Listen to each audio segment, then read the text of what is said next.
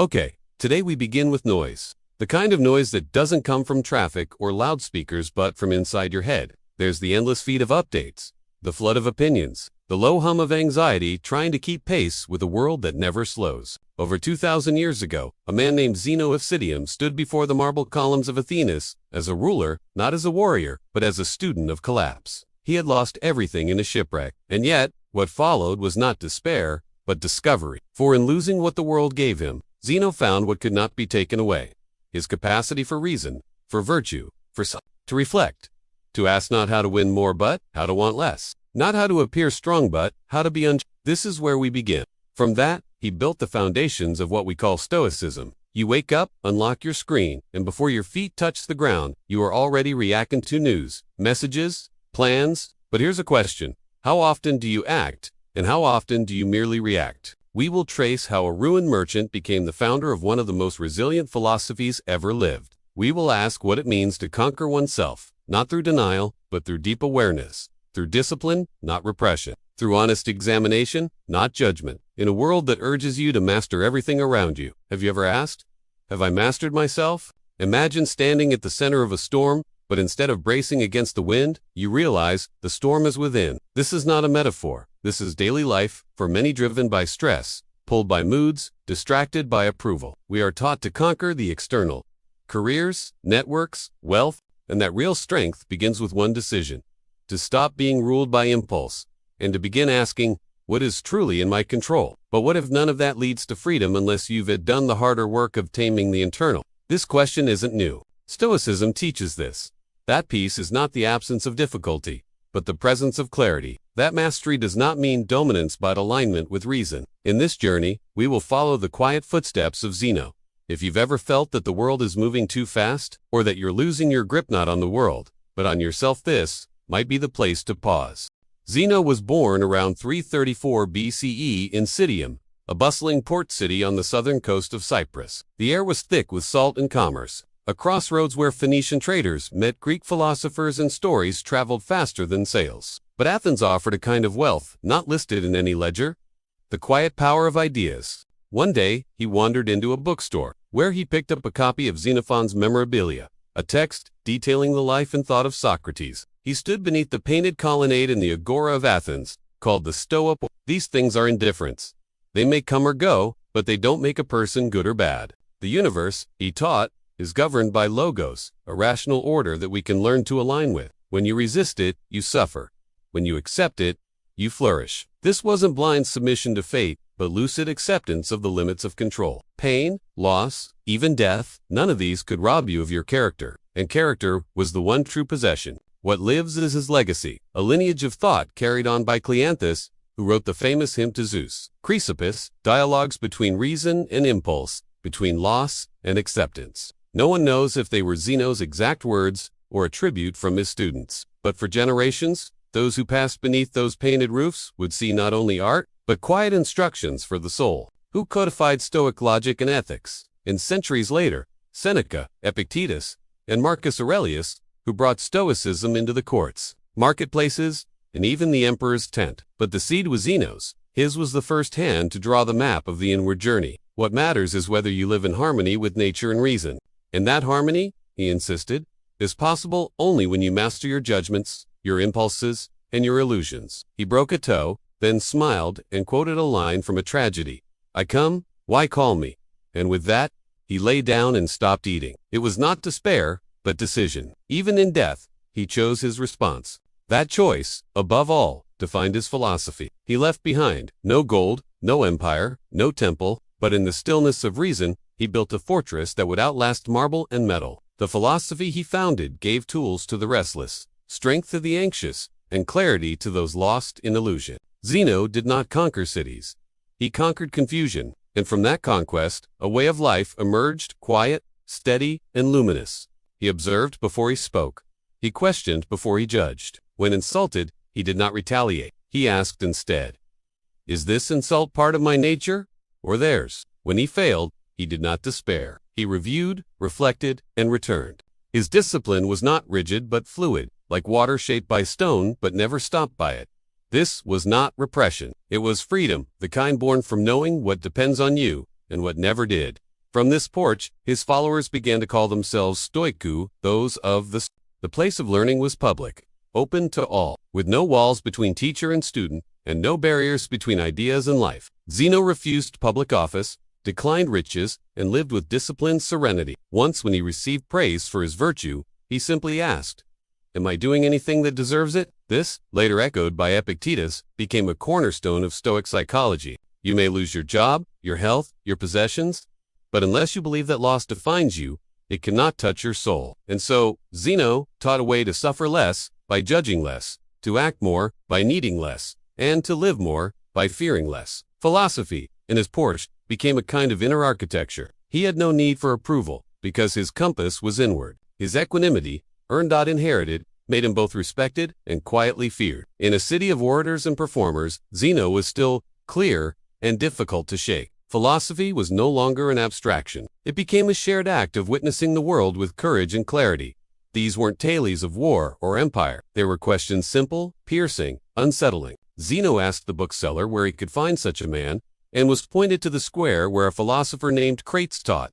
That question would change everything. His father was a merchant, and Zeno followed in his footsteps, sailing often with cargo, gold, and olive oil, never imagining that life would push him from trade to truth. But it was a shipwreck, violent and sudden, that altered his course more than any storm ever had. He washed ashore in Athens, penniless, his cargo was gone, and so was his direction in life. Crates was a cynic, a philosopher who believed in radical simplicity and Zeno began his training under him, and for years lived with little more than a robe and a mat. He slept on the floor, ate only what he needed, and learned to resist anger, praise, and desire. But Zeno was not content to follow one school blindly. He studied with the Megarians, who prized logic, and with the Platonists, who spoke of ideals and moral forms. He absorbed what rang true, discarded what did not, and slowly, a new kind of philosophy began to form in his mind. Around the year 300 BCE, Zeno began to teach, though not in a grand academy or temple. Zeno's philosophy centered on a radical idea.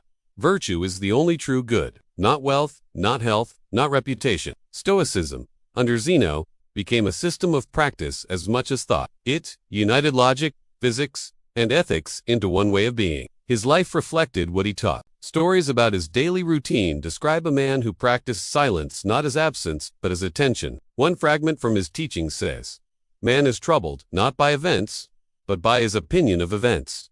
Zeno's influence grew, though he wrote many works. Few survive today. There is an obscure account from a Roman historian who claimed that inscriptions were once carved into the marble columns of the Stoa. Zeno lived long and taught widely. In his old age, it's said that he tripped while leaving a lecture.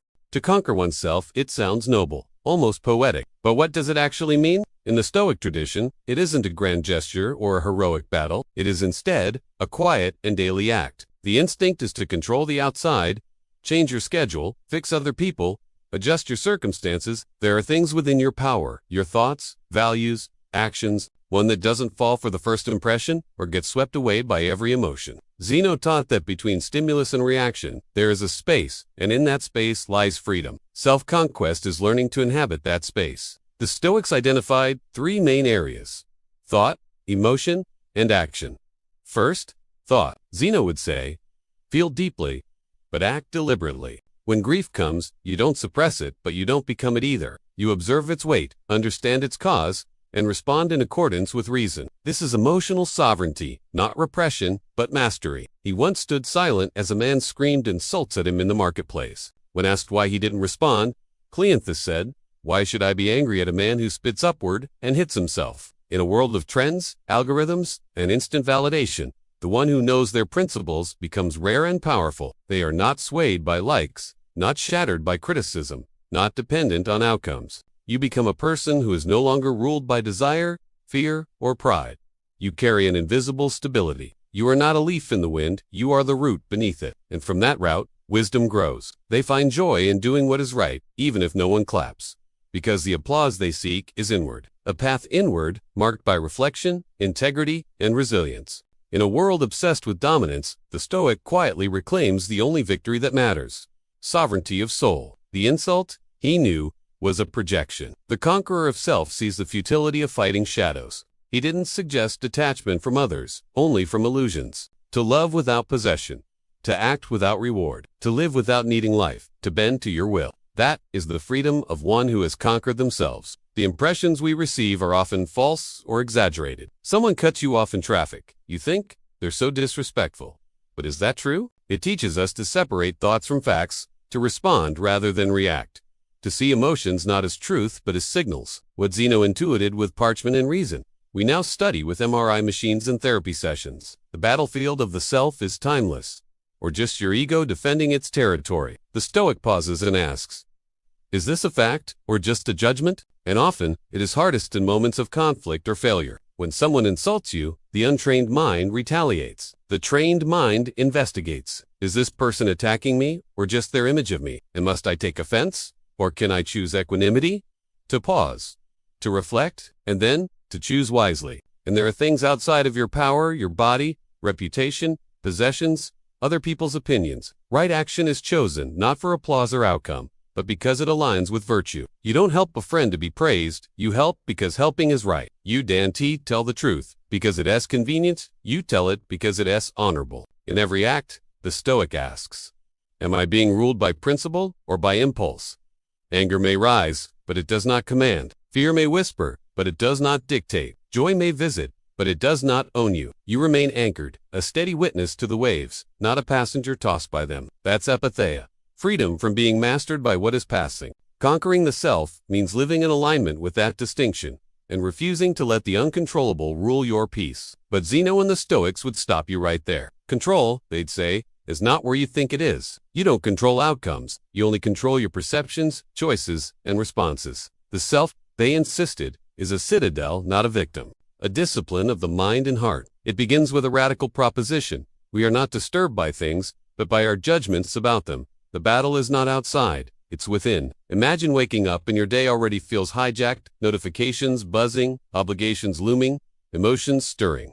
This principle is rooted in the concept of the dichotomy of control. It is the cornerstone of Stoic thought, most clearly articulated later by Epictetus. But there's more to self-conquest than quiet acceptance.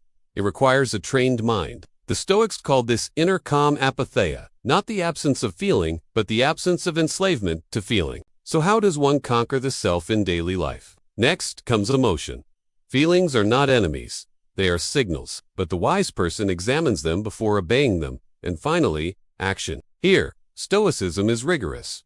This way of life requires practice. It's not achieved in one moment of clarity, but in hundreds of small decisions. There's a story from the life of Cleanthes, a Zeno's student. Modern psychology, particularly cognitive behavioral therapy, echoes these ancient insights. Self-conquest also means choosing your inner life over the outer noise. It might sound lonely, even cold, but Zeno's vision wasn't one of isolation. It was of clarity, a life lived from the inside out. And in this mastery, there is peace, not the peace of absence, but the peace of presence. This is why Zeno's quote resonates across centuries. Man conquers the world by conquering himself. It's not a slogan, it's a map.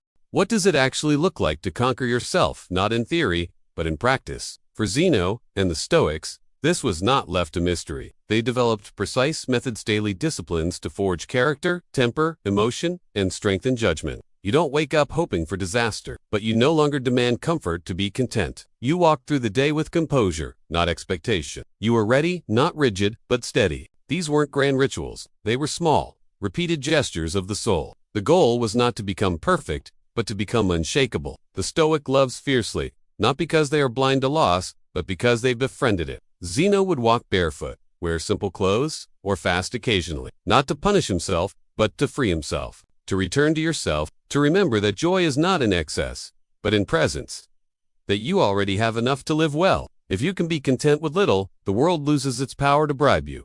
You become sovereign. Epictetus, once a slave, reminded students that freedom is not in circumstance, it's in how you respond to what happens. He wrote to his friend Lucilius, you ask, what is the proper limit to a person's wealth? The limit is, what is enough? He did not preach from comfort. He wrote from the edge and still chose balance. They turned Stoicism into more than a school. They made it a daily ritual of integrity. One breath, one choice, one act at a time. He said, you may not control events, but you can always control your attitude toward them. In a world that rewards distraction and emotional volatility, the Stoic practices are revolutionary. Not loud but liberating. They don't make life easier. They make you stronger. He lost everything, and instead of drowning, he looked within. What he found was not control of the world but command of the self, and through that command, he influenced empires. The old self wants to react, defend, lash out, correct? You feel the sting. But instead of blaming others or retreating into shame, you ask, what can this teach me? Have I lost my path? Or just my illusion? That shift is Stoic. It doesn't deny pain, but it reclaims the meaning within it. But the trained mind pauses. It asks, is this worth my peace? What part of me is being threatened, truth or ego? When others succeed faster, you are still grounded. When life disappoints, you remain whole. Because you've built a sanctuary inside, not one made of walls but of awareness. And just like that, the storm dissolves. You have chosen mastery. That is the essence of Stoic strength. Not power over others, but peace with yourself. You transform it, you sculpt the soul, and slowly, quietly, you conquer the only kingdom that ever mattered. Yourself, not because they dominate, but because they cannot be dominated. Ask, what is within my control right now? Then, choose not the easiest path, but the truest one. Choose not the loudest response, but the wisest one. That is the Stoic way. Not because they escape difficulty, but because they embrace it with poise. This is how one conquers without conquering. And thus, each moment becomes fuller, each gesture more sacred. Because you know, this might be the last time. And that knowledge makes you kind. When hardship comes, you are not shocked, you are ready. You have trained in calm, and now you apply it. You don't need to pretend nothing hurts, but you are no longer ruled by pain. You meet it with stillness. But at dawn, he returned to his journal to remind himself of humility, mortality, and virtue. In the midst of war and pressure, he wrote, you have power over your mind, not outside events. Realize this, and you will find strength. His reign was marked not by tyranny, but by reflection. You begin to see your own mind's tendencies. When you rush, when you avoid, when your ego flares, picture losing something you take for granted, a loved one, your home, your health, not to despair but to awaken appreciation. Seneca called it rehearsing loss, to honor what remains. The point is, not sorrow, it's gratitude sharpened by and when, quietly, you chose something better. These records become a mirror, not of the face but of the soul. They show your progress not by trophies, but by your ability to remain aligned. Begin with the method known as each morning. A Stoic would quietly imagine the things that might go wrong. Illness, loss, insult, delay. Not to become anxious, but to become prepared. Each night, you ask, where did I act from, virtue? Where did I fall short? What can I improve tomorrow? No self-blame, no pride. Just clear seeing. Zeno taught that this honest dialogue with the self is the real education. The mind becomes its own teacher, and time becomes the classroom. When you've envisioned the storm, it cannot surprise you. It loses its power to destroy. As Seneca wrote, he robs present ills of their power, who has previously considered their coming. This practice also builds resilience, by meeting suffering in thought before it arrives. In fact, the Stoic rehearses dignity. Then there is the evening journal, reflection, not for performance, but for truth. Over time, this journaling reveals patterns not of fate, but of thought. The Stoics also practice negative visualization. It may sound morbid, but it's deeply liberating. This makes love deeper, not colder. When you remember that all things are on loan from the universe, you hold them more gently. Another key practice is voluntary discomfort. This doesn't mean seeking pain. It means choosing challenge too. Remember your strength. Try it today. Walk without your phone for an hour. Eat a plain meal. Sleep without entertainment. These are not tests, they're invitations. These exercises sharpen the muscle of the soul. Not for show, for clarity. Zeno's successors, Epictetus, Seneca, Marcus Aurelius each added layers to this path. Seneca, in his political life, faced betrayal, exile, even a forced suicide, but his writings are filled with gentleness and clarity. Marcus Aurelius, emperor of Rome, governed armies and empires. These men lived in different worlds but practiced the same truths. But let's make it real. Imagine you're criticized unfairly, or imagine failure at work, in love, in a dream. These practices are not ancient relics. They are living tools. When your phone dies, you are fine. Zeno began this journey not as a sage but as a man shipwrecked. That's the paradox. The Stoic does not seek power, yet becomes powerful. So, the next time you're tested by insult, delay, fear, and in doing so, you do not merely survive the moment. In a time of algorithmic noise, information, fatigue, and emotional volatility, the ancient call to self-mastery might feel like a whisper in a storm. But precisely because of this storm, that whisper becomes more vital than ever. The The Stoic path wasn't meant for quiet gardens. It was born in the chaos of markets, courts, and battlefields. A civilization rich in information but poor in wisdom. We scroll for answers but rarely sit for insight. We consume opinions faster than we examine our own. Envy when others rise, anger when plans go wrong, fear when we face uncertainty. These aren't just feelings, they're regimes of the mind. And without self-mastery, they rule us. The one who is not ruled within is always ruled from without. Stoicism offers a lens, not to escape the world, but to see it rightly. A harsh comment becomes a mirror to examine your ego. A delay becomes a doorway to stillness. The Stoic does not seek a calm life, but a calm mind. Every ping, post, and alert pulls us outward. But the Stoic path invites the opposite journey inward, into the silence where clarity waits. But with inner strength, we gain distance. We can see the fear behind someone's anger, the misunderstanding behind their words. And instead of escalating, we de-escalate first within, then with others. Into the moment where emotion is acknowledged but not obeyed. This inner space is not ancient, it is eternal. When your peace isn't held hostage by praise or failure, the ordinary response is collapse. But the Stoic accepts what is, then asks, what now depends on me? That's the axis of inner mastery. Not control over life, but control over response. It's not avoidance, it's agency. When the world urges you to react, you respond. When it pressures you to conform, you stand firm. When it rushes forward, you step back. This is not detachment. It's dedication to what really matters. This doesn't mean rejecting ambition, it means refining it. You still build, but from strength, not scarcity. You still strive, but not from desperation or fear. That is always possible, even when the world is anything but calm. To recognize that fortune will rise and fall, but virtue can remain steady. That nothing outside can truly steal your peace unless you hand it over. And when storms come, they do not panic. They return to their training. As Epictetus said, difficulties show what men are. Obstacles don't block the path, they reveal it. But imagine if instead, you invested that same energy inward, in refining your judgment, in asking, is this within my control? In choosing your values, and practicing them under pressure. And in that speed, we forget the only empire worth ruling. The self. We build tools, markets, movements, but often ignore the mind behind them. And yet, all true change starts there. Conquer that and no failure can ruin you. Fail there and no success will satisfy you. And that is how you conquer. The Stoic understood that freedom is not found in circumstance, but in choice, attention, but it quietly transforms how you show up in conflict, in solitude, in the everyday. It builds something the world can't measure. A resilient soul. So what does this look like in practice? You feel envy?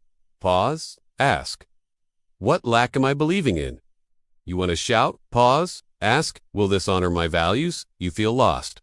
Pause. Ask what virtue is available to me right now. These questions aren't tricks. And now, in the digital agora, its relevance has only sharpened. You don't have to absorb the chaos around you. You can become a still point, not because you're passive, but because you've chosen clarity over conflict. That is real strength. What once guided emperors and exiles, now guides anyone willing to return to stillness. Today, we're told we must control everything.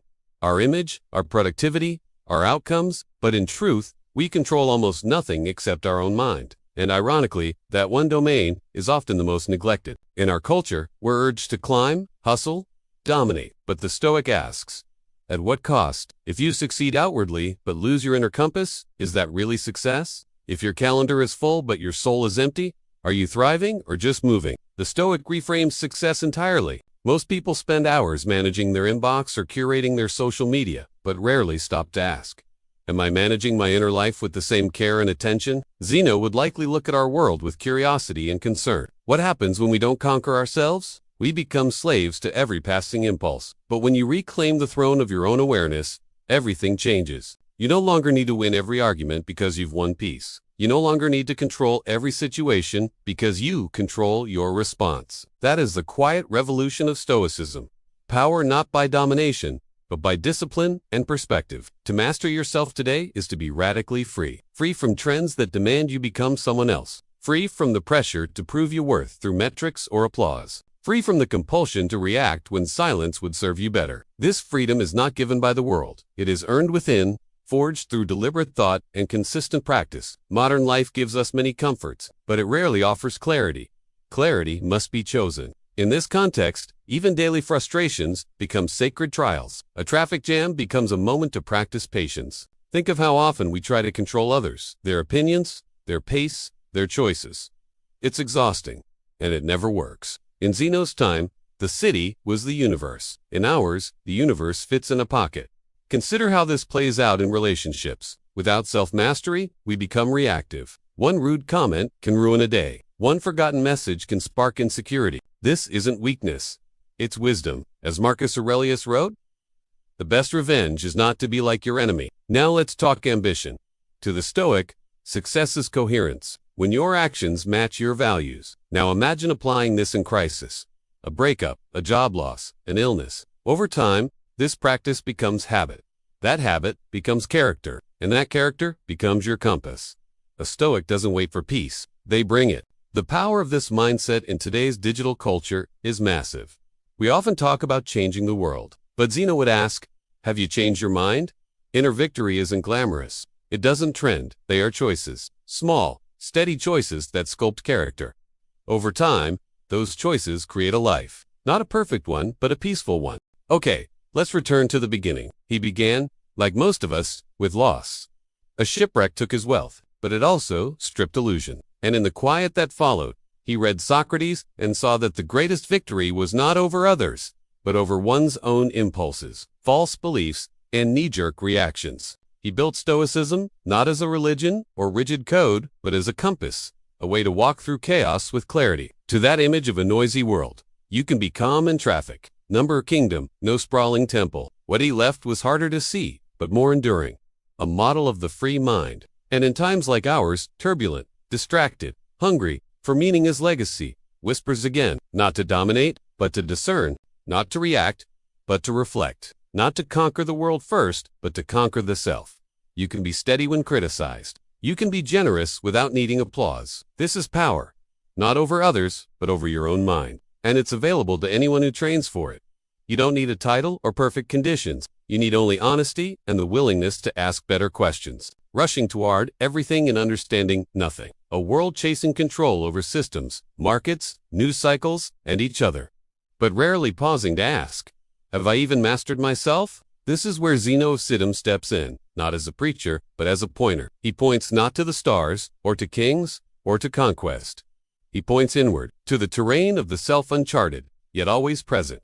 Zeno didn't begin as a philosopher. The Stoic doesn't need the world to change in order to live well. That's the beauty of it. Zeno left no grand monument. So today, before you chase another goal, ask, have I looked inward? Before you try to control someone else, ask, do I command myself? Before you strive, ask, do I even know what truly matters to me? These aren't small questions. They're the foundation of everything. Thank you for walking this journey with us. See you in the next meditation.